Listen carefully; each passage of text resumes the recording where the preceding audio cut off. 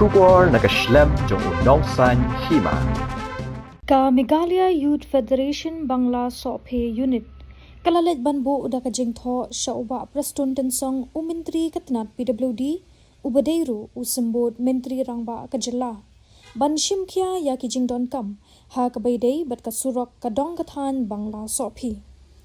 ha ka shithi ka balapha ka sengala bu da ka jengkarpat sya Menteri Katnat ban maramot no ya ka surok nalad artet sya nong liput na Bangla Sophi sya soksar na nong tliu sya du sya surok sning kumju ru keladawa ban ai surok na kasnong soksar sya du snong kendro bat na kasnong Bangla Sophi sya du mauyong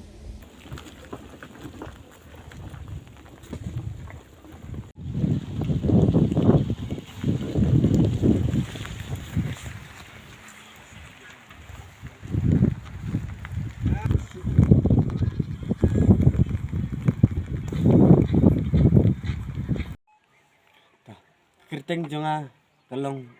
share bestar kartangma walong usketiri jong ke Meghalaya Youth Federation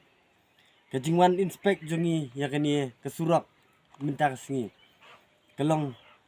nomor ba kajing ut jingnam jing paj ba kajingwan yethu lani kajingwan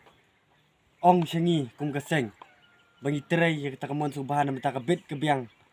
minta ka development kisnong kitang Tinakaliang jungi ngelawan inspect minta kesingi ngilap ya kani ka surang kaba lajot kebala ira thai kebala bun di tliu barba hakapuar selam kisuru ki kaliren dakila kit jingken kinumla chu kyaban nyat kisakun te nakaliang jungi ngisu kya bangiwan minta kesingi ban pej del lagi jong ki kman ya kani surang ban kumjo ya kani surang ilalap nomor bakala buon bah kisnam kila shui kongreng kumne kala seniu bah bat bingila ngina kesengru ni klem syong teli ngila debu iru ka memorandum sya deputy chief minister ba pertuan tensang nadu warajar apsau bingila ai kopiru sya ui ka PWD division mau plang sya lokal MLA jok sok yang badi pek ya kebarang hap akan ni kesok yang konsensi tiang kajing dawa kalong yaki